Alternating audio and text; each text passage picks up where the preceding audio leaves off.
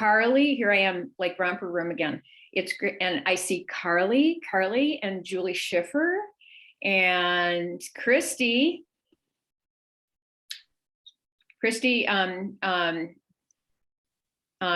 is also the Walking Wounded. So look at, hold up your,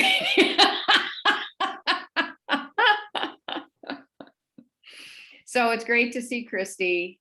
So welcome everybody. How are things going?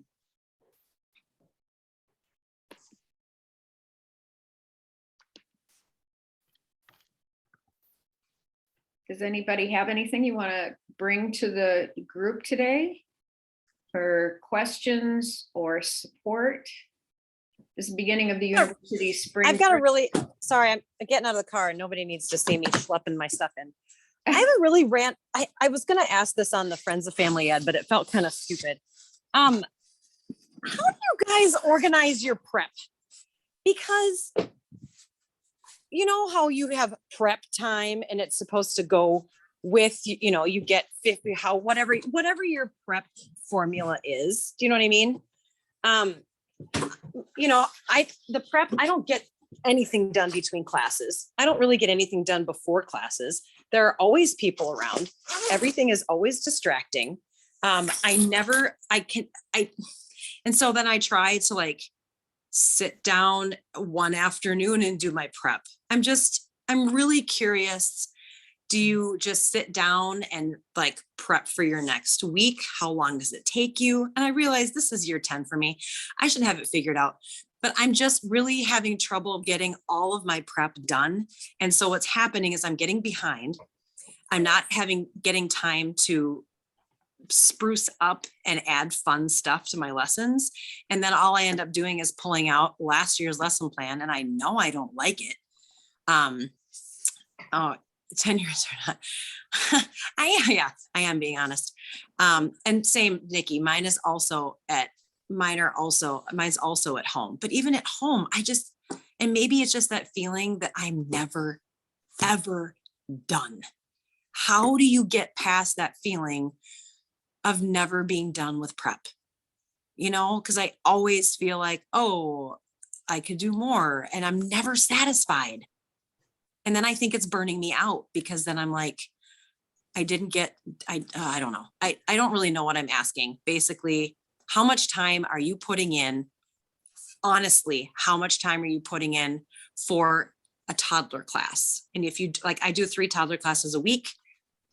Like, are you putting in 2 hours of prep for that toddler class for the week? 3 hours? I don't know.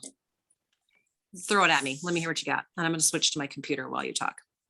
I'm 100% with Nikki that all of my prep time is at home. I don't get paid for any of it, but because what districts give you is so ridiculous. I think it's based on if you've been teaching for 15 years and aren't doing anything new. Like, that's the amount of prep time that I feel is sufficient. What I get is enough to kind of throw the classroom together and make some print off some handouts. It's not any time to do any actual lesson planning. There's just no time for that at all. On year 3, I'm spending a little less time than I was on year 1, which was like, I spent way more time planning than I did teaching, like at least twice as much time. But I don't even have an office or a desk or anything. So all of my work is at home. I basically have 15 minutes before class and 15 minutes after class in the room. And that's all I really have. So I feel ya, just solidarity. It's really hard. And for me, the biggest lesson has been, and it's very much a work in progress, good enough. Because sometimes I will put so much work into a lesson and then we don't even get to it anyway, because that's not what the parents need that week. So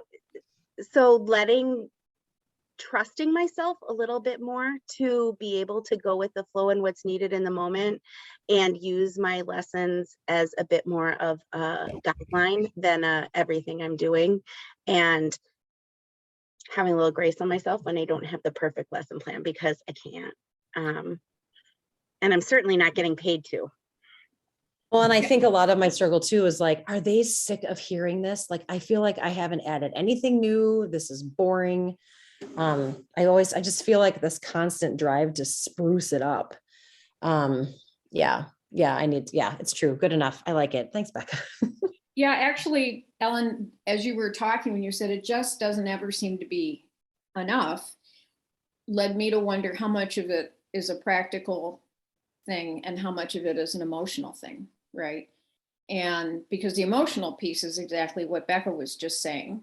But then as I look in chat, right, and Nikki, as Nikki just said, all of my required documentation and anecdotal notes. So I mean, so then that's the practical thing, that the work never gets done, and how are you compensated for it, and when is that done? But I think when it comes to the sort of the artistry of the teaching, is that it's good enough, right? And also I think something that's helped me from, you know, doing just tons of classes through the years is, and part of it is for me, like a salvation, like what do I get out of it? Not just what am I giving into it, but what do I get out of it, is that joy of discovery of learning along with the class, and kind of that excitement of, this is a framework. This is like the curriculum is a framework. It's a template. It's a guide that I can create my slide sets with in my head. I have activities, handouts, yada, yada. But the real excitement in the learning is what happens together, right? And where the lesson goes, and not being so overly structured with the lesson, the content, that it gives that space for, let's just talk more about that, or that discovery of learning. So, and I think because of that, and having so many joyous moments as a result of letting that be, is it's been easier to trust that. And then the more that I trust that, then that question of, do I have enough, usually is responded to with, I got plenty, right? I got plenty, because then that I can be open to it. But I think it does come down to the practical versus the emotional. I would I even, think another, oh, go ahead, Greta. no, go. I just think another thing to think about is how much time do you spend on the content, and how much time do you spend on the method, right? So I don't know about you, I'm always curious about what is going on, and I want to read more.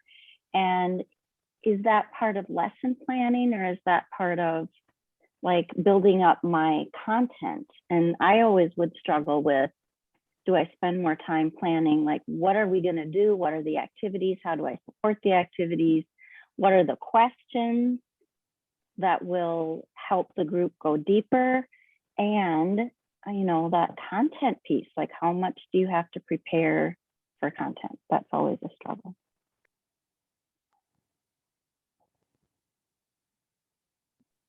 I'll share a reminder for all of us that as much as I feel all of this, like what everyone else is saying, I shared this reminder with a teacher candidate that I have this semester. And, you know, she's at the beginning of her journey, really establishing content and lesson plans and all of that organization. And I continue to say to her, just remember, when you ask yourself that question before you begin, what do you want them to leave with? What is that?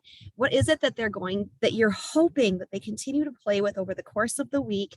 And if they really process that and they come back for review and reflection the following week, and they've made those connections at home throughout their interactions over the course of the week, we've hit the learning targets. So I keep reminding her too that because she's right now, she's at the point where she's teaching part of the lesson off of what I've created. And she's really hoping to hit all the points. And I'm encouraging her and telling her, these are just slides and the points are there, and the conversation may go there. It might go a different place, but if you, and you might have something else to insert, it may go in a little bit different direction. But I think about that as a reminder to myself. I for sure am hearing myself tell her that. So I'll share that here too. that we do. I like Alan saying, we want to share that new content and information. And like Christy is saying, how much of it is the content that, we continue to read and read and read because we need to be current in our field. But remembering that that really is about being prepared and then letting it happen. I have a And maybe, question. oh, sorry. I was just wondering how much of it has to do with having the same parents year after year. Does that make a difference? Because I mean, they may have new perspectives on things, but they've heard the same message from the same person before. Well, and then their kids are a year older. So sometimes I'll say, I've said this before and it bears repeating. And then sometimes they're like, remember when we did that one thing? And I'm like, oh my God, I forgot about that. So I know we've kind of talked about, like, I think, who was it who had the grandparent class? And you were like, Megan, was it you with the grandparent class? Yeah. And you were like, they keep coming back. So they must be getting something out of it. I don't know. I always have a hard time at this time of year. Like, am I doing enough? Are they getting the information they need? Am I still interesting? But also maybe I'm feeling like COVID really put a stop to some strategies. You know what I mean? Like they couldn't think, pair, share, and I couldn't have them moving around the room, and my classes were teeny tiny. So I guess I got lazy and like, so maybe it's like different teaching strategies that I'm feeling really rusty on. Activities, experiential things, ways to really drive those points home. Maybe that's just what I need to focus on more. Like you were saying, Christy, less about the content, more about the delivery, for lack of a better word. I think at this time of the year too, and especially coming off of COVID, I feel like we've been doing just a lot of emotional and social supporting in the last couple of years. And so I feel that they still want that, but in the back of my head, my professional like content area back here somewhere is like, have I hit this yet? Have I hit this yet? Did I forget about that? I feel like there's things like you said, Ellen, you go and you like search your slides and go, oh my gosh, that was a really good lesson. Oh shoot, did I teach it yet or not? And are these the same parents that got it 2 years ago? Are these new parents who haven't even heard it yet? And I'm like, oh my goodness, there's lots of puzzle pieces to put together. And when you add that it's not the same math lessons that are being taught K-12, where there's this order of things that you really have to go through. I mean, there is a beautiful order. And I know that some people have that down really well, but I know that it's not given to us in a package and we have to figure it out. And then you add life as a family to it and the dynamics that come from each family. It's complicated, and I can see why we're tired. It makes a lot of sense, Ellen. I've been asking similar questions. Yep. Well, and it's our spring break now. So maybe I just need to just not think about work for a little while, and I'll come back all fresh and great. And then ready for Manafi. And, I always get good ideas from Manafi, but I don't know, I was just curious how other people handle their prep and how do you turn your brain off? And I think Sarah Hardy mentioned something about this a couple of weeks ago. Like, it's hard to turn your brain off because you're listening to a podcast and you're like, oh, that'd be really cool to do in class. And you're just like, no, shut it down. Totally there. And I loved your comment just in the chat, brain fog. Like, I'm curious how other people teach through that when they are in the midst of that. On Monday, I had to have dental surgery and I was able to get Monday off, but we don't have any subs. So I taught the rest of the week.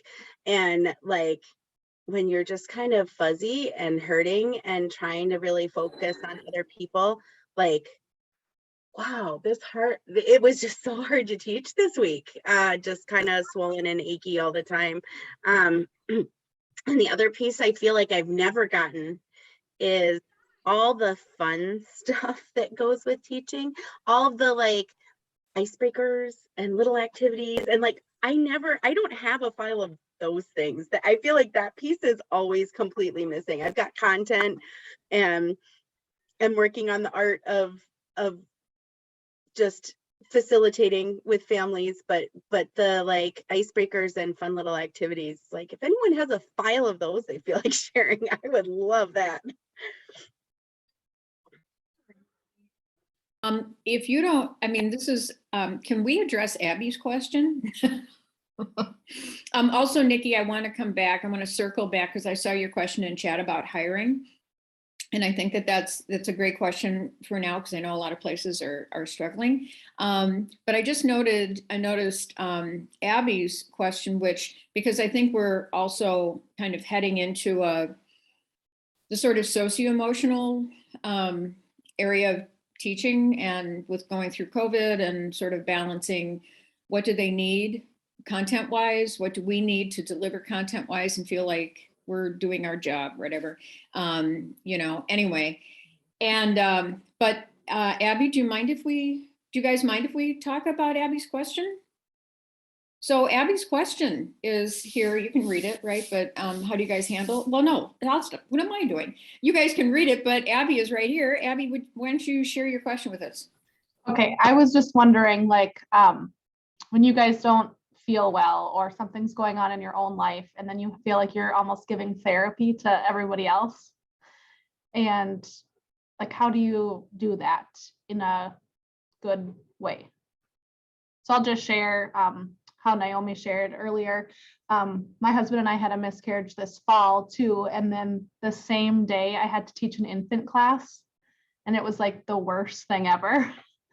And so now luckily we are pregnant again, but I have felt horrible morning sickness. And so it's like every day I'm going to teach. And when I taught kindergarten, I felt like I could power through much easier, but now it's like, I have to go sit and talk and not think about that I'm about to puke all over the table.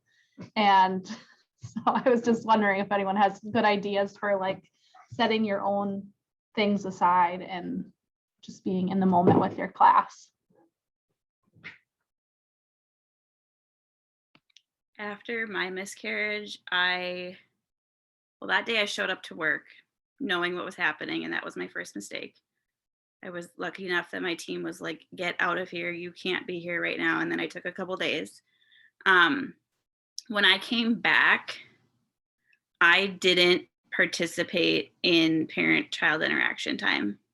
I stayed in the parent ed room and I waited until parent ed, because I told myself I could get through 45 minutes talking about and at that time I wasn't teaching in it, thank God. Sorry, my dogs are insane.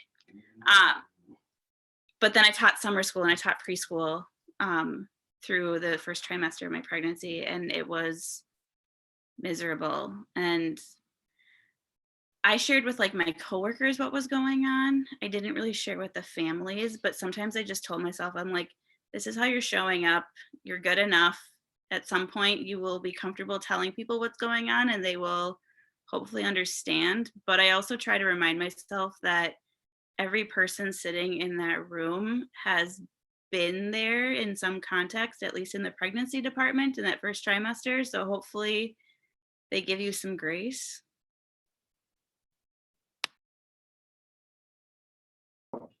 Yeah, thank you. That's helpful.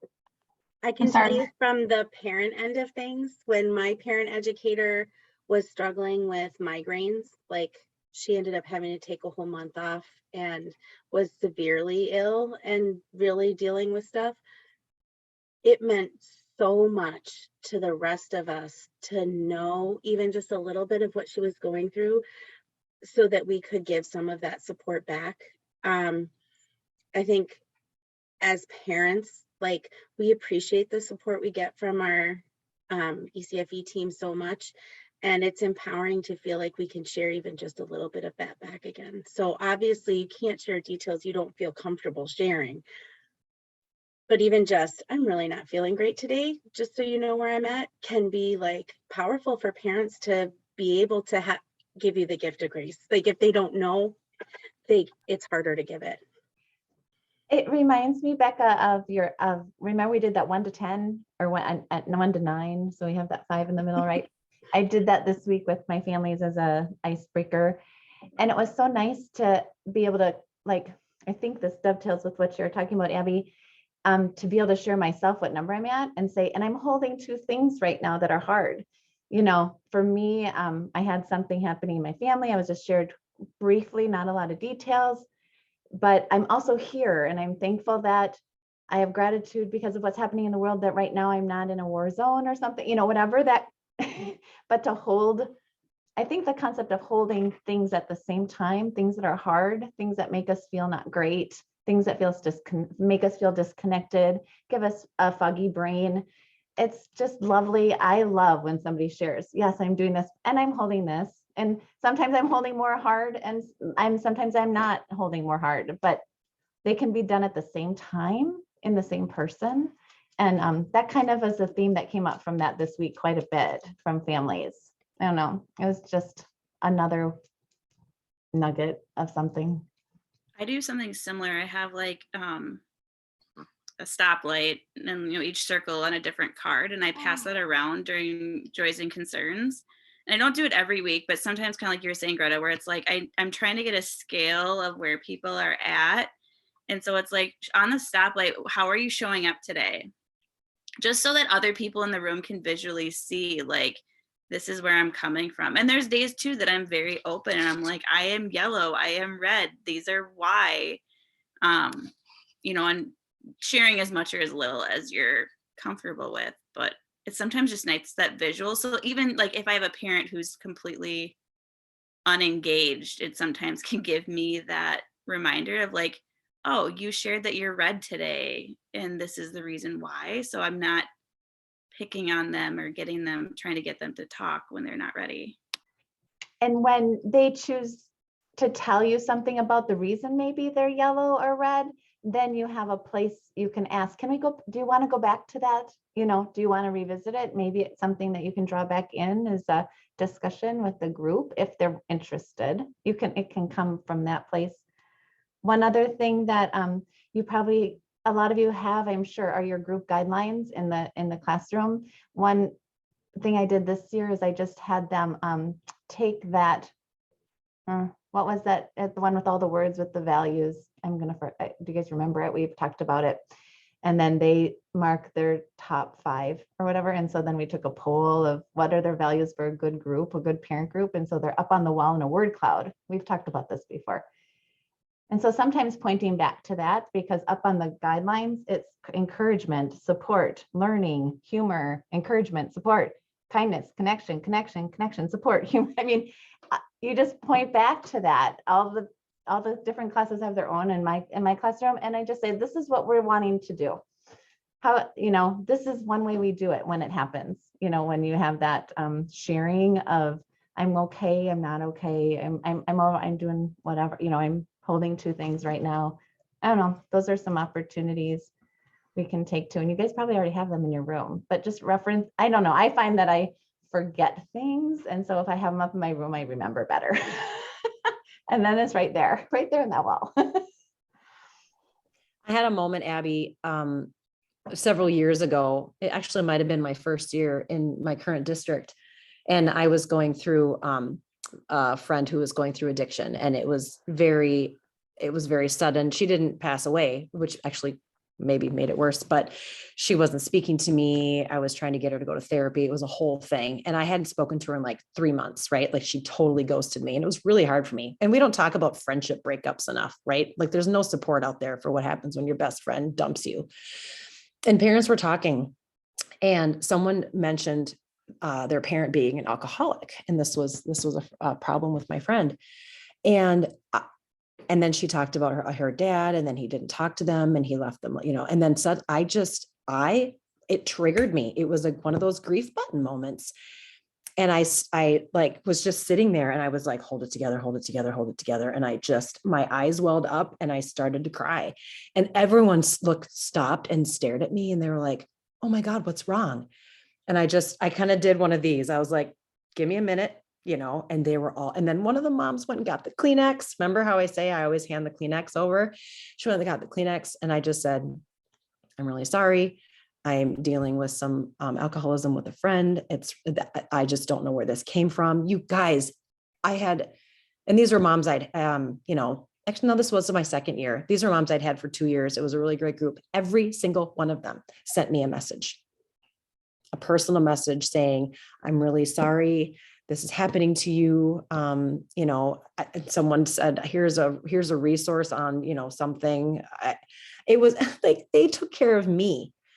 And I, of course, then I sent an email, I think, to them saying, I'm really sorry, I fell apart, blah, blah, blah. But they were so gracious and they took such good care of me.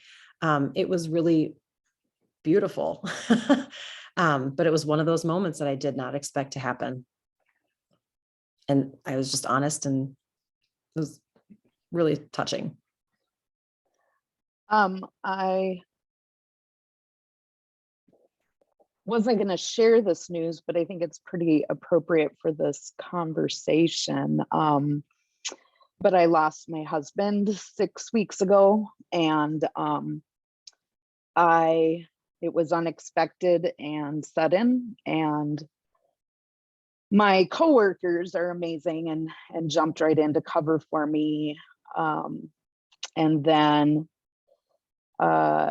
Nikki Murphy, who's with us today too, being my coworker, she was covering my one in-person class, and even went so far as to, I started teaching my virtual classes, and then the in-person, I just felt way too vulnerable. But the first week that I decided to go back, Nikki was there by my side to jump in, which helped. So my coworkers were amazing, and I could have taken more time.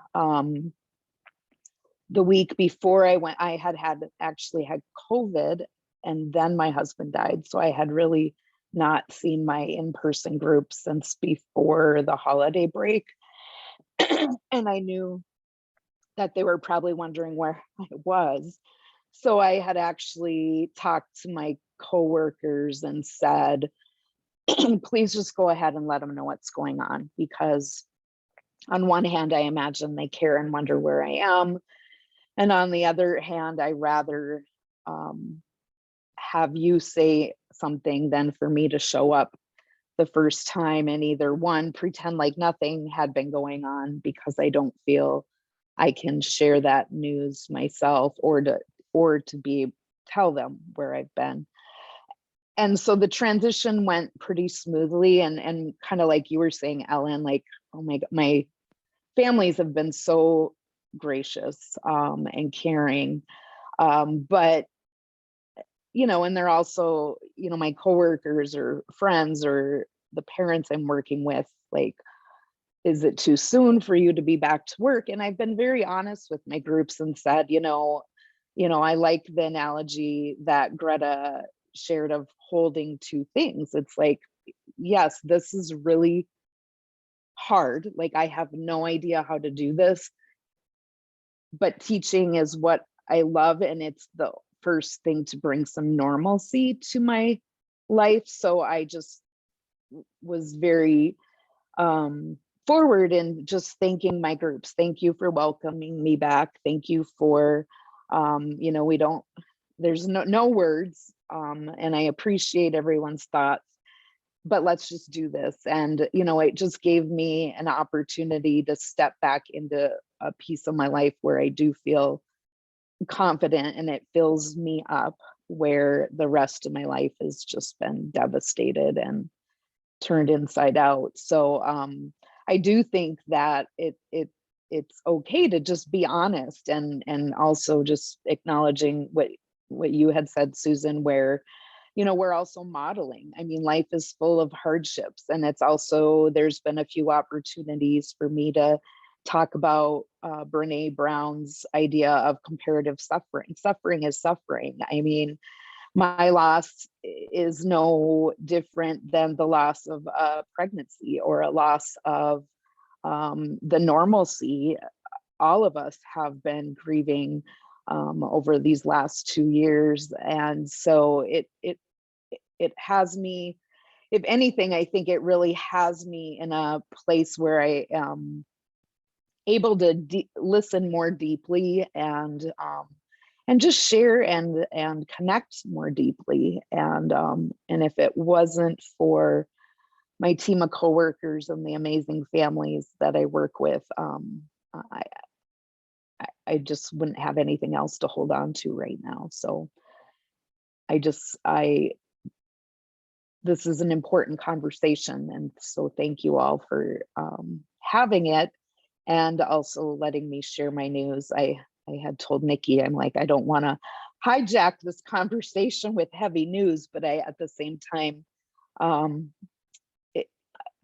I don't know if it's a skill or a gift, but we all are very practiced at setting our personal stuff aside to step into our role as a parent educator. And sometimes that's a gift too. It gives me a break and distraction from my grief. And I think it also has allowed me to experience my strongest self. Like, I don't need to have this trigger consume me, and I can maintain, and it's, we're only with them for a couple of hours, so it's easy to maintain. But anyway, that's what I have to add.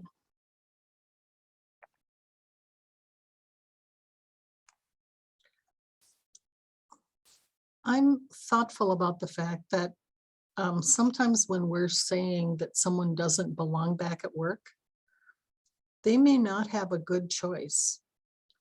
I don't know if all of you have full-time teaching contracts that are solid and you can walk away at any point and come back. But I've been teaching part-time for 33 years. And there's been a couple of years where that was buying the groceries.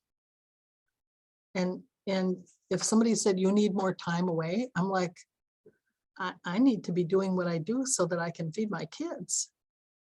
I'm thrilled if everyone else is in a better position. That's great. And I'm in a great position right now. So I'm not, but I remember the year one of my kids lit the house on fire, and then there was a flood, and then he had a life-threatening seizure. And honestly, I thought all my colleagues looked at me and thought of me like Pigpen on Peanuts, with that cloud over you. And it was that people looked at me and went, oh, well, no matter what I'm dealing with, it's not as bad as what Mayor's dealing with. It's not to compare it in any way, because suffering is suffering. But I wasn't primarily suffering. I was primarily just trying to manage. We had all good outcomes. You were surviving. I was surviving. Yes, yes. And I didn't really look at what I did as a place to do much talking about that.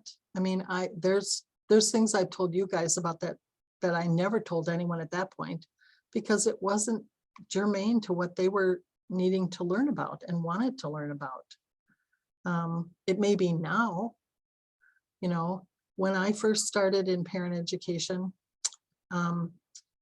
we all understand that people who have been abused are more likely to abuse, but there were assumptions that if you had been abused, you would probably be an abuser. And so I never talked about that. Never. Until after I was 60 and had adult children who could, witness to that wasn't their experience. So, I think surviving is one of the things we do, and we do well. But I'm always a little concerned about how much we expect our classes to be where we work stuff out. I'm not trying to criticize any of you, but I just walk in and think, I mean, when I found out I was pregnant with twins, I had been teaching the only child class for like 3 years. And it was everyone who'd ever been in a class with me and everyone on our staff knew that we didn't want any more children. And my boss had been she was going through her third bout of gamete interfallopian tube, the gift process to have a child, to have a first child. And when I found out I was pregnant, I just thought, this is wrong. This is just wrong. She has 4, I have 3, we're good. But there's times when it just doesn't look like it's okay. And she wasn't the first person I told, but it was a pretty hard secret to keep because I was getting bigger fast. We deal with what we need to deal with. And that's what our parents are trying to do too. We don't know the really hard things that they might be holding in one hand or both hands. But if we have some support, then that's great. Also, the things I think that a lot of them are hiding Mhm. or afraid to share or can't or don't, you know what I mean? Like they think they'll be shamed or seen less of. I just wonder how many things are they holding that they can't bring themselves to bring forward. Could be Yeah. childhood trauma, it could be current Yeah. trauma, And they and think I they might know be that, shamed because they have been, right. I mean, our world is such that it's not terribly kind to, there's a lot of good people and a lot of good stuff happening, but there's people who get shamed all the time. I had a and- friend who's she's a school psychologist. And she shared with me that she had a student who came to her and said that her dad was super abusive and wouldn't let her mom go anywhere and check the odometer. And this student, I think 8th grader, was like, I'm done lying for my dad. I'm done keeping secrets. And dad was arrested. How long? And that mom, like how long she kept it from her friends, she kept it from her family, so it makes you wonder like how many people are, struggling and we just don't know. Well, a lot of people. Well, and I like that say, be kind to everyone. What is it? Be kind to everyone, for everyone's fighting some sort of battle. So yeah, stuff like that. I appreciate what you were sharing, Mary and Ellen, too. I agree with you that there still are many things that we used to think were just marginal situations that tend to feel like it's more typical in our society. I also want to say that just today I had a mom share directly what she's talking about with her therapist. And I tell you, 20 years ago, people were not bringing up any word of therapist in a parent education discussion. I want to say there's something in our culture that is saying that that's good and we can do that. And there's pockets of people who are going to be against that, but I never heard that 25 years ago. And I think that there's some changing, so, and I want to kind of hold on to the hope. Here we go. I'm going to do both, right? I'm going to hold on to that. We could talk about that we have therapists and then I just talked to my therapist last night and they told me this, and this is really helpful. And we can also say, and look at this poor child and this family. And we can suffer with the suffering of that person, but they're both existing here now, right? It's anyway. Okay, I'm done. So.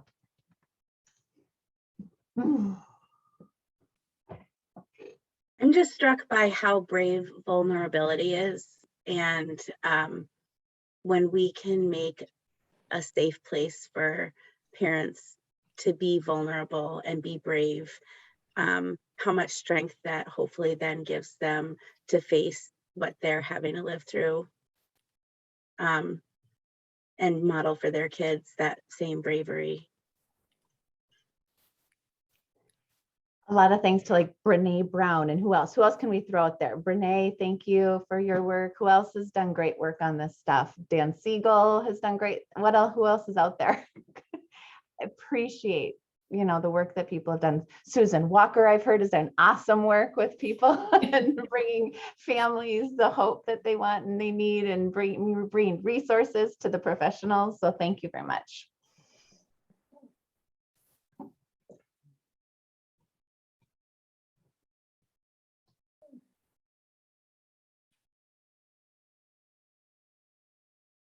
Wow, I really appreciate this conversation. And it is such a work in progress though, isn't it? Imagine Mary Kay. I keep, referring to Mary Kay. We're the same generation, right? And I just think how differently I had an experience when I was in my 20s. I haven't talked about it before, but I had a really severe eating disorder.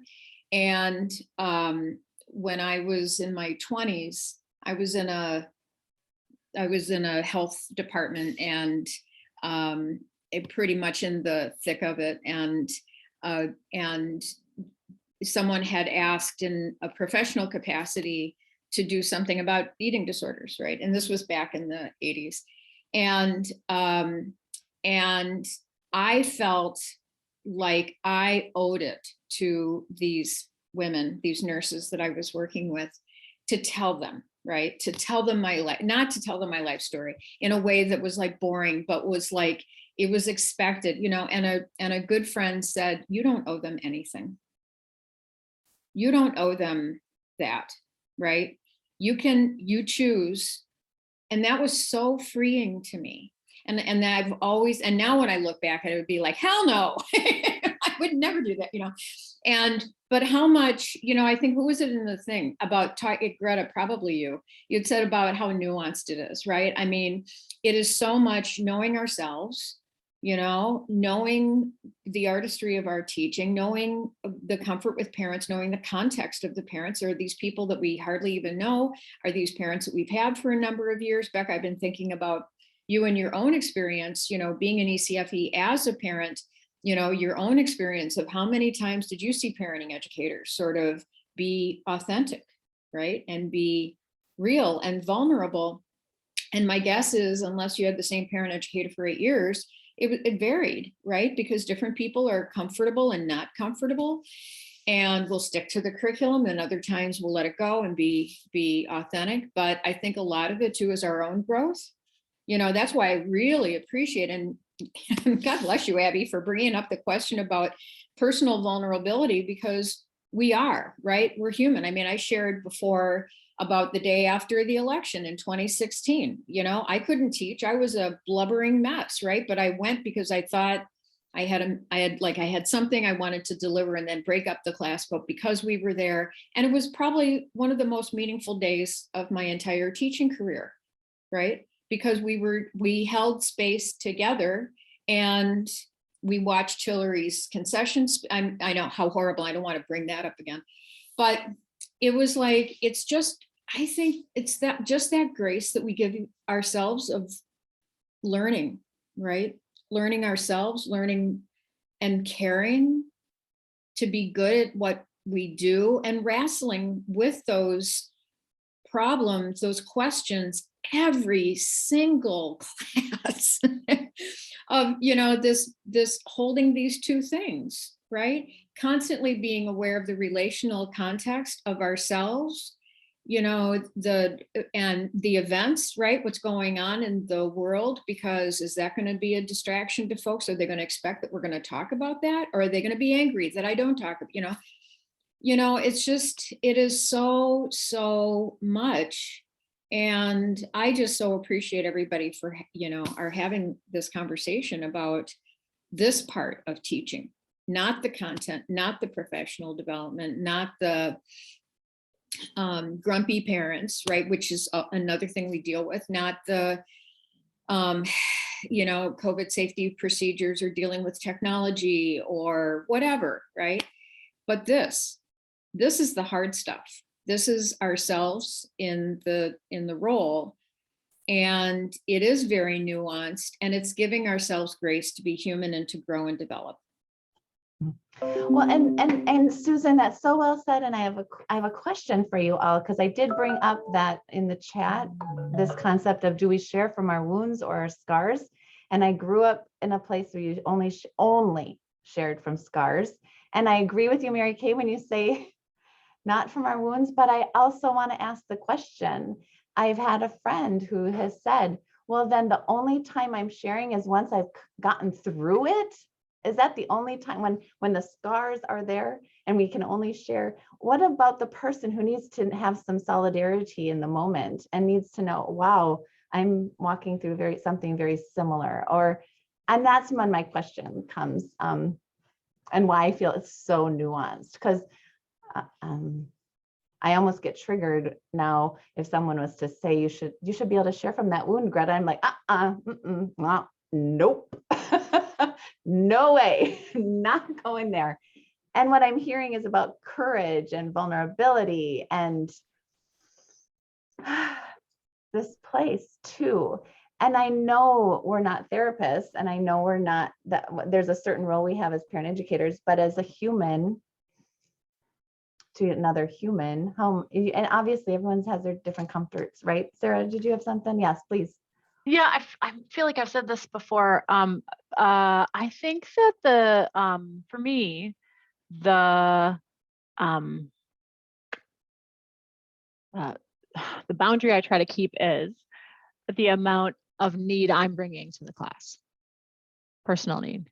So if I'm sharing something in the service of a need in the room to show solidarity, then I think that's a more professional choice, even if it's messy, than to share something because I have a need to talk about it. Right. So to me, I try to edit according to that principle. And don't always succeed, but I think that's helpful. It's the same. It's the same. Thanks. It's the same. I said it to parents this week because I talked about boundaries this week all week. And it's the same principle as, we don't want to bring too much need to our kids. Need for intimacy, need for friendship, need for, power. So it's kind of along the same, funny how that works, the same line. And I think too, not sharing, I had a mom who was doing classes in 2 districts, and she's like, yeah, I decided not to do a class in that district. And I was like, ooh, tell me more. And she just said the parent educator was a robot. She said she had kids, and I didn't know until like 6 weeks in that she actually had kids, and she's like, and I like how you were like, yeah, my son didn't sleep. I will say, my son slept like garbage. He didn't sleep through the night till he was 14 months. And that's all I say. Like, I get it. I feel it. I was there. It was a long time ago. But she said, no, I like that. She said, it makes you seem relatable because you've been there and done that. But it has to be done right. Like, I do it because, yeah, I feel you.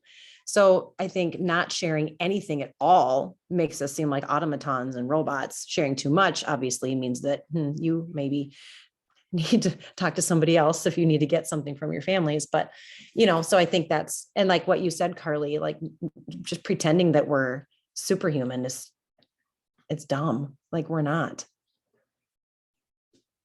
perfect either. I always feel like part of parent education is relationships, and relationships go both ways. So, I mean, yes, it's hard to share big things, especially things like, you were just sharing losing your spouse, but they have to realize that we're real people too, right? And there's got to be a balance somewhere, and hopefully we find it. But I feel like it's about a relationship in those groups. They are intimate groups, and you hear things in there that, I think that people don't share in other places. So just having respect for that, I think, is important. Do any of you have parents? So, you see run, parents, your list of parents every week, every day, whatever. Do you have like one or two who, when they ask you how you are, like you really want to tell them? I have a couple. I'm like, if you only knew like what was really good, how my morning was or what the commute was like. There are some parents who just, I have to work harder to stay professional with, I guess, is the way to put it. I hope everybody feels that way. And then I want to ask them, you know what, you'd be a really good parent educator. Do you want to go back to school? That's exactly what I was thinking about this one. I was like, that's how I got into this.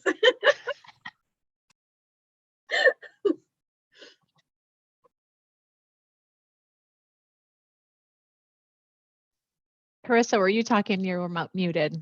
If you were talking, I thought I unmuted and it didn't work. But yeah, like Becca just said, that's exactly why I'm doing this job right now too. So that's the exact scenario that happened, where she was like, have you ever thought about? And when she said that, I was like, no, that's the most ridiculous thing I've ever heard in my entire life. Definitely not. But, thought about it, then I did. And okay, yeah, let's do this. And it's great. So do it. It took her a few years with me too, because I had been a teacher and had a very negative experience as a teacher. I was like, yeah, no, I'm never being a teacher again. Nope, we're not going there. She's like, no, but this is different. You should do this.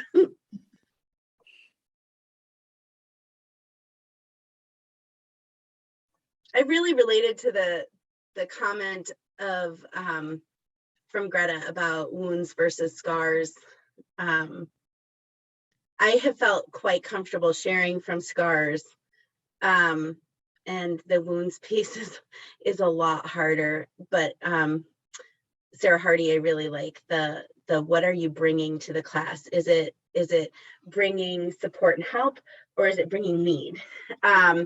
And that my job is to bring the support and help. And that's where I think sometimes just sharing that, yes, I'm actually going through something like that right now, but I can stop there, right? Like, you've got the solidarity piece. I am right there with you, mama. But I don't need to share the details and get your feedback and support and ideas, right? Like, I can just go that far. I think that's just super helpful. I've had a lot of parents say, because I know you guys probably remember Lorraine Mickelson that I took over for her position, and she was my parent educator and wonderful. And so I always was a little like, you know, am I holding up to Lorraine's job? She did such an amazing job.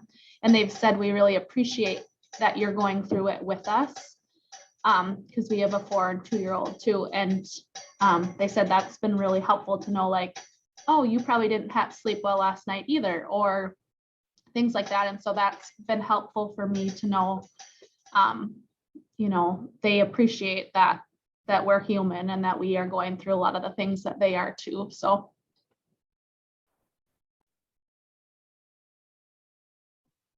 One thing that I was thinking about with everything that everyone was saying too is that reminder of like each family showing up with different needs, expectations, thoughts about what our role is. And one of the things I've had to come to terms with as a parent educator, as a young parent educator, as a parent educator who didn't have kids up until 2.5 weeks ago, is that there were going to be people in my class that didn't agree with how I taught, how I approached it, and what I chose to share and what I chose not to share. And one thing I had to really just come to terms with is it's okay if not everybody likes my style. That's the beauty of our program, is we have a couple other parent educators who have a totally different style. And if you don't like mine, I really encourage you to keep coming back. And here's some of the other classes you can take with some other people, and you're going to get a totally different flavor. Because I got a lot of criticism with, you know, the ways that I taught and what I shared and didn't share. And I think that's just one thing that I remember too, is just, you know, I like what Sarah shared and that really resonated with me, is like, bring what you need to make those connections, but also leave, you know, don't come in looking for support. And I have a couple parents who, after they were done in my class and their children had aged out of the program, yeah, I'm going to go meet up with one of them and we're going to go for a walk in the spring. And, you know, I actually would be friends with her outside of it, but not in the context of when she was in my class, because it wasn't the time and place.